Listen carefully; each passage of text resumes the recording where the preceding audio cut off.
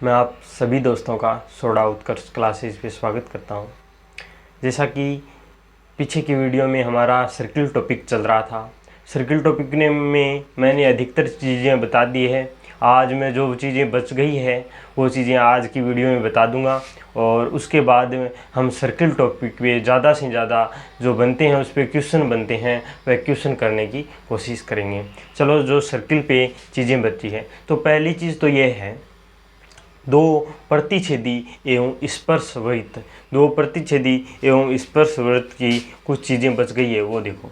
जैसे दो प्रतिच्छेदी एवं स्पर्शवृत्त, एक मान लो ये हमारा कोई वृत्त है और ये दूसरा कोई वृत्त है, ये हमारे दो वृत्त है।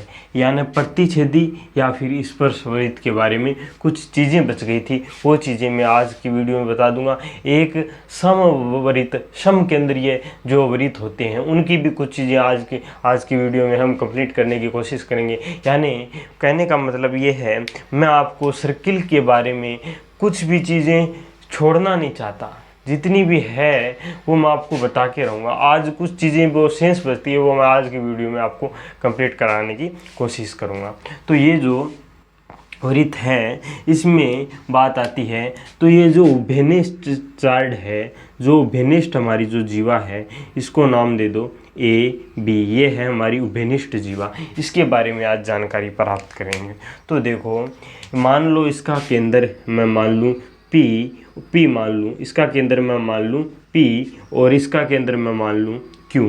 इसका केंद्र मैंने मान लिया P, इसका केंद्र मैंने मान लिया Q। इस दोनों अगर केंद्रों को मिला दिया जाए, इस दोनों केंद्रों को मिला दिया जाए, अगर ऐसी कंडीशन कहीं भी बनती है मैथ में, ऐसी कंडीशन अगर कहीं भी बनती है तो हमेशा ध्यान रखना।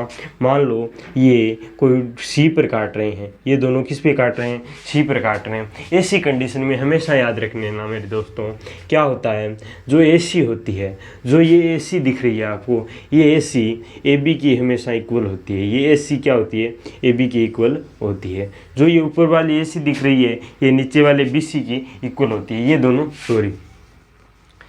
एसी किसकी इक्वल होती है, बीसी की इक्वल होती है। एसी किसकी इक्वल होती है, बीसी की इक्वल होती है। ये बात आपको ध्यान रखनी है, ये है पहली बात।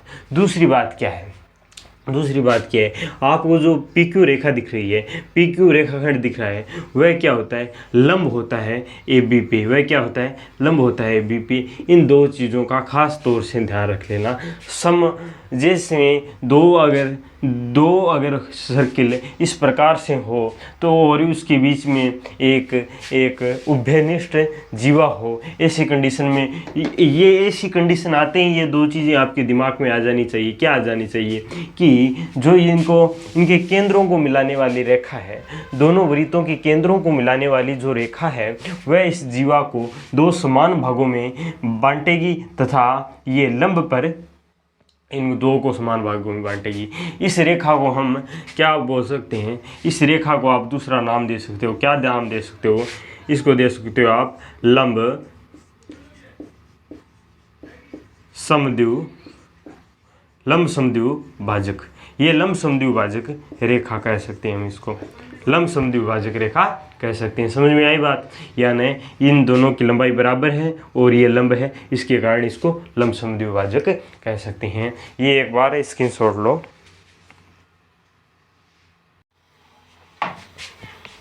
अब देखो आगे,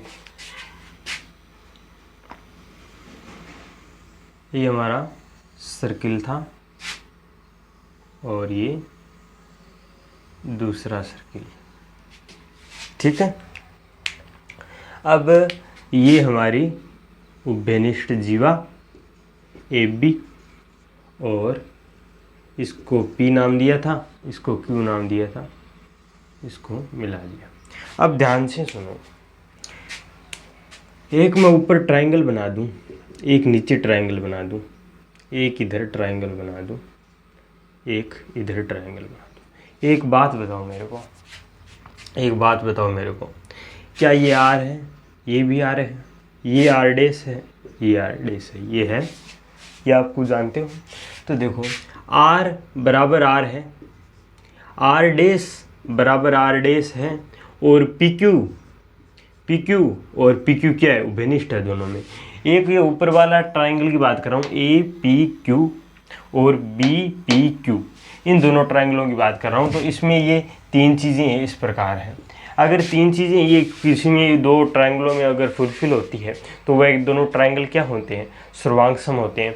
इस कारण देखो ट्राइंगल ए पी क्यू सर्वांगसम ट्राइंगल बी पी क्यू, ये दोनों ट्राइंगल क्या है, सर्वांगसम है। ये दोनों ट्राइंगल क्या है, सर्वांगसम है। ठीक है, ये चीज़ आपको ध्यान रखनी है, ये इसके सर्वांगसम है। इससे मैं क्या सिद्ध करना चाह रहा था, मैं ये सिद्ध करना चाह रहा था कि ये कोण जो ए है ये कोण बी के बराबर है। यहाँ ये सिद्ध होती है, ये चीज़ सिद्ध होती है बात कि कोण ए बराबर कोण बी, ये चीज़ सिद्ध होती है। तो याद रख लेना हमेशा ऐसी कंडीशन के अंदर ये ऊपर वाला कोण इस नीचे वाले कोण के बराबर होता है। ये नोट करो। उभयनिष्ठ जीवा की लंबाई कितनी होती है, तो देखो ये हमारा फर्स्ट सर्किल है और ये सेकंड सर्कल है, ये सेकंड सर्कल है और ये फर्स्ट सर्कल है। तो देखो जो उभयनिष्ठ जीवा है ये हमारी मान लो ए बी उभयनिष्ठ जीवा है, ए बी क्या है, उभयनिष्ठ जीवा है। देखो जब एग्ज़ाम के अंदर आपको उभयनिष्ठ जीवा की लंबाई यानी दो सर्किल है और दोनों सर्किल की अगर उभयनिष्ठ जीवा की लंबाई पूछेगा तो आपको कुछ कंडीशनें देगा। कंडीशन क्या देगा, कंडीशन या तो दो कंडीशन दे सकता है। अब मैं दोनों कंडीशनों पर आपको बताऊंगा किस प्रकार से आपको क्वेश्चन दे सकता है और किस प्रकार से हम उभयनिष्ठ जीवा की लंबाई ज्ञात कर सकते हैं। तो ध्यान से देखो, पहली कंडीशन ये दे सकता है आपको पेपर में, मान लो ये P है, इसका सेंटर P है, इसका सेंटर मान लो Q है, इसका सेंटर P है और इसका सेंटर Q है। हमने दोनों सेंटर को मिला दिया, हमने दोनों सेंटर को क्या किया, जॉइंट कर दिया। फिर जो ये कोण बन रहा है, पहली कंडीशन पेपर में ये मिल सकती है आपको, पहली कंडीशन एग्जाम के अंदर ये मिल सकती है। पहली कंडीशन आपको क्या मिल सकती है, पहली कंडीशन ये मिल सकती है कि कोण पी ए क्यू बराबर 90 डिग्री है। ये आपको दिया हुआ हो सकता है। पहली कंडीशन पेपर में ये मिल सकती है आपको एग्जाम में, ये सीजीएल में बहुत बार पूछा भी जा चुका है।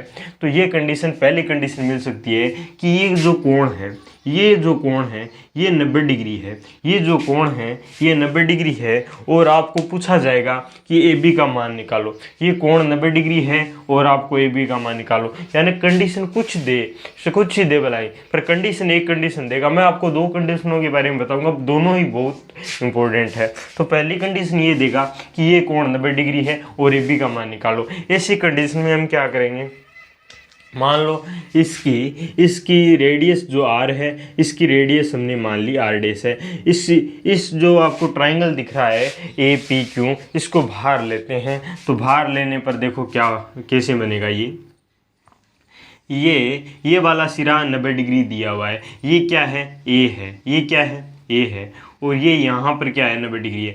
मैंने आपको थोड़ी देर पहले बताया था यहाँ क्या बनता है, 90 डिग्री कोण बनता है। यहाँ कौन सा कोण बनता है, समकोण बनता है। तो ये इस प्रकार से हो गया। यहाँ हमारा क्या है P, यहाँ हमारा क्या है Q, और यहाँ आप मान लो D, तो यहाँ मैंने मान लिया D। अब ध्यान से देखो, आप जब ट्रिग्नोमेट्री पढ़ेंगे उसके अंदर एक फॉर्मूला आता है, इसका फॉर्मूला क्या आता है, मान लो ए क्यू का मान कितना है, आर डैश है, ठीक है, और ए पी का मान कितना है, आर है, और पी क्यू का मान आपको दे देगा, पी क्यू का मान मान लो डी है, पी क्यू का मान क्या है, डी है।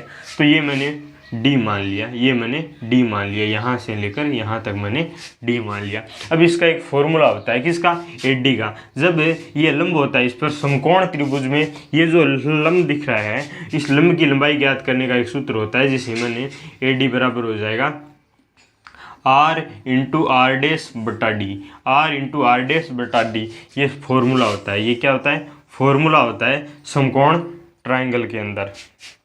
अब एडी क्या है, एडी क्या है, एडी बीडी का हाफ है, एडी बीडी का हाफ है, तो मैं एडी की जगह क्या लिख सकता हूँ, half A B, half A B बराबर क्या है, आर इंटू आर डैश बटा डी है। अगर ए बी के मान ज्ञात करना है, अगर ए बी का मान ज्ञात करना है तो कैसे करेंगे, R to R R dash बटा डी, ये हमारा ए बी का मान ज्ञात हुआ है। इस प्रकार से हम इसका ए बी का मान ज्ञात करें। एक कंडीशन और बची है, पहले इसको नोट करो, मैं एक कंडीशन और बताता हूँ।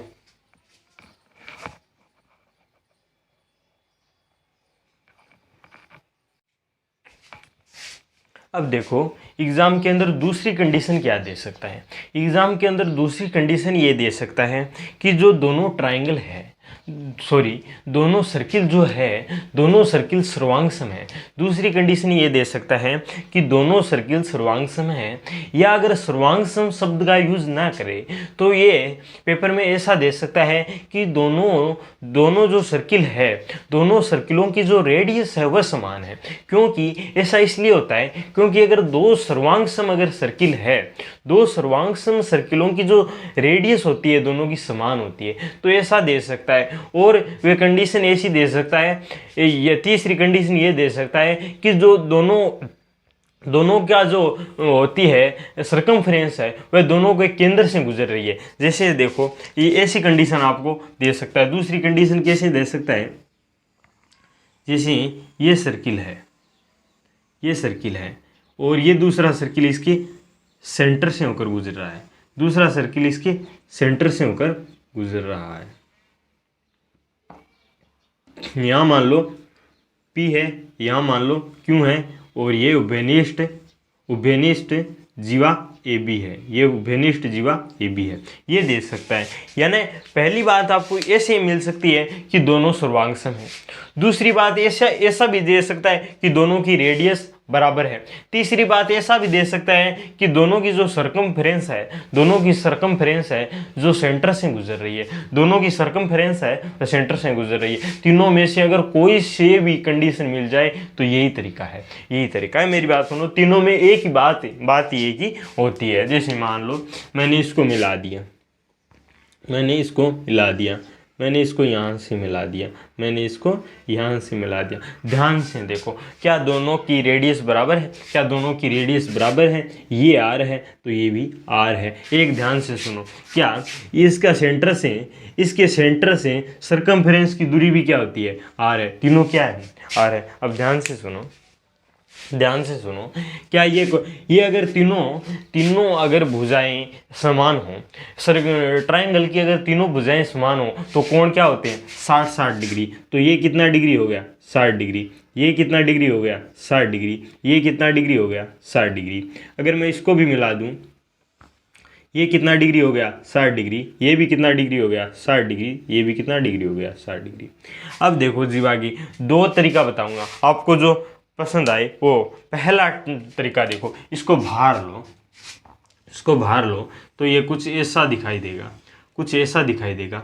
यहाँ A है, यहाँ B है और यहाँ P है। ध्यान से सुनो, ये 60 है, ये 60 है, कितना हुआ? 120। क्या इसका मान 120 है? क्या इसका मान 120 है? और ये दोनों बराबर है। अगर ऐसी कंडीशन, तब मैं आपको जब ट्रिग्नोमेट्री पढ़ाऊंगा ये सारे कॉन्सेप्ट डिटेल से बताऊंगा, और यहाँ आप इन कॉन्सेप्टों को याद करने की कोशिश करें। अगर आपको पता है तो बहुत बढ़िया बात है, लेकिन आपको अगर ट्रिग्नोमेट्री में ये कॉन्सेप्ट नहीं पढ़े हैं तो यहाँ थोड़ा सी रटने की कोशिश करें कि अगर यहाँ ये कोण 120 होता है, दोनों भुजाएं बराबर होती है, तो ये मान लो आर है, ये आर है, तो ये हमेशा √3r होती है, ये हमेशा √3r होती है। ऐसी कंडीशन में 120 कोण होने पर आर आर √3r, ये बहुत इंपॉर्टेंट कॉन्सेप्ट है। ये मैं आपको ट्रिग्नोमेट्री में डिटेल से पढ़ाऊंगा, यहाँ मैं टाइम बर्बाद नहीं करना चाहता। ध्यान से सुने, ये अगर √3r है, ये आर है, ये आर है, तो इसका मान ए बी का मान कितना हो गया, ए बी का मान कितना हो गया, साधारण बात है √3r हो गया, √3r हो गया। मैं आपको दूसरे तरीके से और बता सकता हूँ, ये तो आप देख लियो, समझ ले।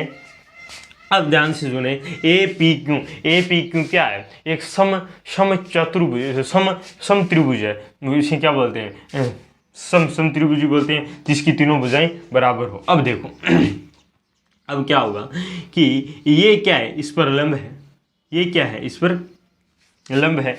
और ध्यान रखें, जो सम त्रिभुज होता है उसकी ऊंचाई कितनी होती है, सम चतुर्भुज की ऊंचाई कितनी होती है, ऊंचाई का मान होता है √3/2r, ये मान होता है। यही आपको मैं ट्रिग्नोमेट्री में या फिर मेंसुरेशन में पढ़ाऊंगा, √3/2r। तो इसका डबल कितना हो जाएगा, इसका डबल √3/2r का डबल कितना हो जाएगा, डबल कितना हो जाएगा, √3r हो जाएगा। तो ये √3r आंसर आ गया। इस प्रकार से हम इसका ए बी का मान, ये दो कंडीशनें थी। मैंने आपको सर्किल से संबंधित लगभग सारी चीज़ें बता दी है। एक कॉन्सेप्ट बच गया है, वो अब देख लो। मैं कुछ भी छोड़ना नहीं चाहता, इसलिए ये भी बता देता हूँ। ये हमारा समकेंद्रीय सर्किल, समकेंद्रीय वृत्त, वो देख लो। समकेंद्रीय वृत्त के अंदर दो टाइप से क्वेश्चन बन सकते हैं, दो टाइप से नहीं, 3 टाइप से। अगर 3 टाइपों के अलावा तीसरा क्वेश्चन बन ही नहीं सकता, 3 टाइप के अलावा समकेंद्रीय वृत्त से क्वेश्चन बन नहीं सकता। तीनों को मैं आराम से समझाऊंगा। देखो पहला क्वेश्चन किस प्रकार से बन सकता है। पहला क्वेश्चन,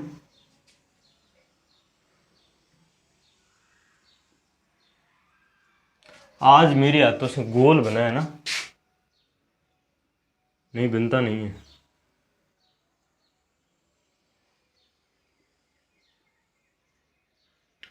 ये है, ठीक है। इसकी इन दोनों के केंद्र समान है, इन दोनों सर्किल के सेंटर है वह समान है। इसमें पहला क्वेश्चन ये बन सकता है हमारा, पहला क्वेश्चन ये बन सकता है। देखो मैं जितनी पॉसिबिलिटी है क्वेश्चन बनने की, इसमें हर चीज़ में जितनी पॉसिबिलिटी होती है वह पॉसिबिलिटी मैं आपको बता दूंगा। एक भी क्वेश्चन इसमें पॉसिबिलिटियों से बाहर नहीं जाने वाला है।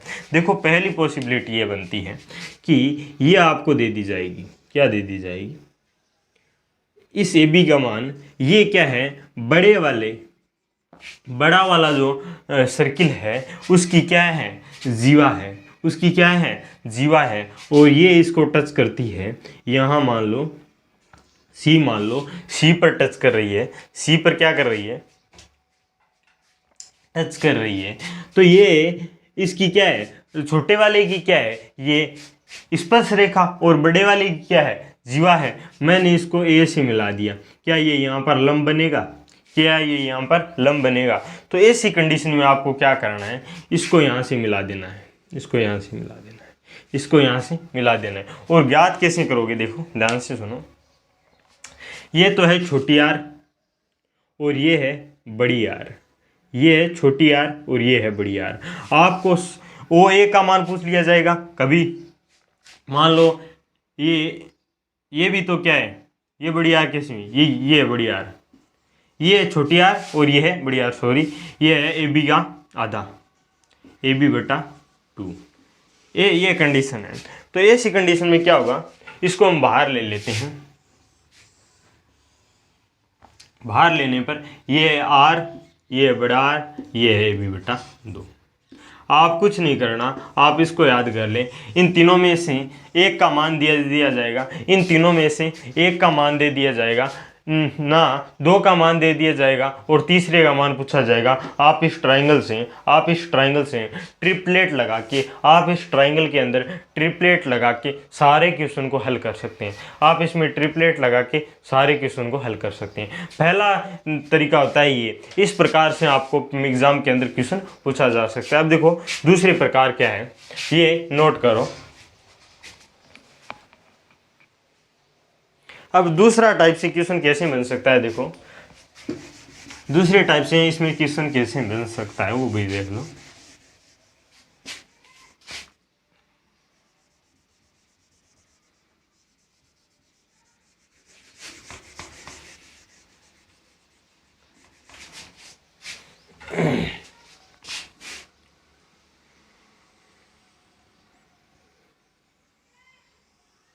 तेरी अब देखो ये क्या है, ओ ये क्या है, ओ दूसरी टाइप से इस प्रकार क्वेश्चन बन सकता है कि ये इसे छेदते हुए जाए इस प्रकार से। ये दूसरी टाइप से हमारा क्वेश्चन बन सकता है। इसमें दूसरी टाइप से ये मान लो ए है, ये मान लो बी है, ये मान लो सी है, ये मान लो डी है। तो इस प्रकार के क्वेश्चनों को हम कैसे हल करेंगे, तो ये इस पर क्या है, लंब है। अब ध्यान से सुनो, यहाँ मान लो इसको मैंने इससे मिला दिया, इसको मैंने इससे मिला दिया, तो अब आपको पूछा क्या जाएगा, यहाँ मान लो ई है, आपको लगभग पूछा क्या जाएगा, इसका मान पूछा जाएगा, लगभग AC का मान पूछा जाएगा। तो जब भी AC का मान पूछा जाएगा तो आपको क्या करना है, आपको AE में से क्या घटा देना है, CE घटा देना है, CE घटा देना है, AE में से क्या घटा देना है, AE में से CA। और बात आती है ये निकालें कैसे, ये क्या है, ये क्या है छोटा r, ये क्या है बड़ा R, और आपको लगभग इसकी लंबाई या दोनों में से दी जाएगी, जिसमें ट्रिपलेट लगाना है और ट्रिपलेट लगाने के बाद इनका मान निकालना है। इस प्रकार से दूसरा क्वेश्चन भी हल हो जाता है। अब तीसरे टाइप से क्वेश्चन कैसे बनता है वो देखो। तीसरा टाइप बहुत इंपॉर्टेंट है, तीसरे टाइप से क्वेश्चन कैसे बनता है वो भी देख लो।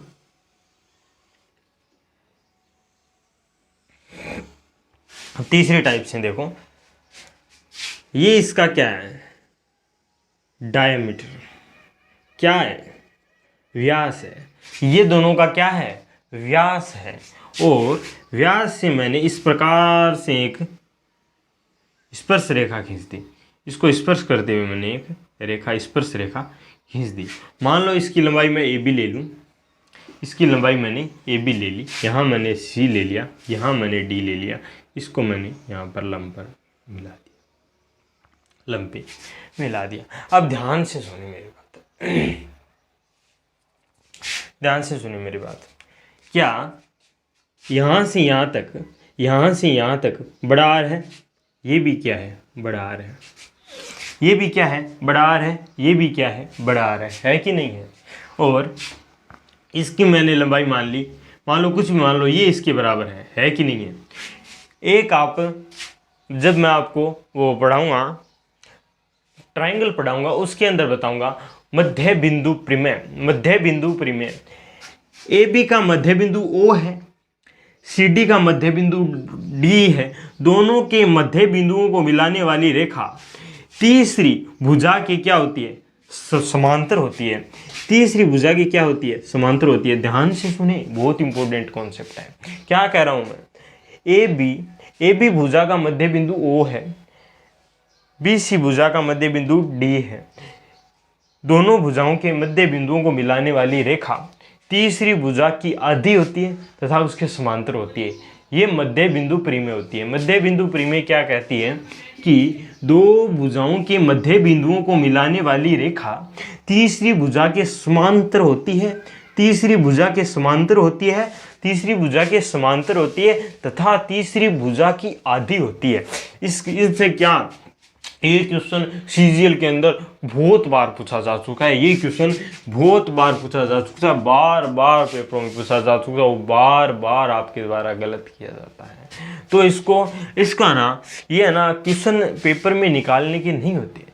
ये अगर पहले से आपने नहीं पढ़े तो नहीं निकाल सकते, नहीं निकाल नहीं सकते, आप एग्जाम में तो निकाल ही नहीं सकते। अगर यहाँ पर एक बार देख के जाओगे ना तो ये आप पेपर में निकाल सकते हो और पेपर में ये हल हो सकता है। और पेपर में तो हल करना ही नहीं है, मैंने तो आपको ये तो रट ही लो ऐसे, ये इस डायग्राम को अगर आप रट लोगे तो पेपर में निकालने की ज़रूरत नहीं पड़ेगी। अब देखो इसमें मैं बताना क्या चाह रहा था, इसमें मैं बताना ये चाह रहा था कि AC याद रख लेना हमेशा, AC बराबर 2OD, AC बराबर 2OD। ये बहुत इंपॉर्टेंट कॉन्सेप्ट है, ये बहुत इंपॉर्टेंट कॉन्सेप्ट है मेरे दोस्तों, ये बहुत इंपॉर्टेंट कॉन्सेप्ट है। AC का मान OD का दुगना होगा। पहली बात, ये 90 है तो ये भी कितना होगा 90, व्यास पर बना हुआ हमेशा 90 होता है, ये भी बात ध्यान रख लेना। तो ये बात ध्यान रख लेना, और ये भी बात ध्यान रख लेना, ये भी बात ध्यान रख लेना कि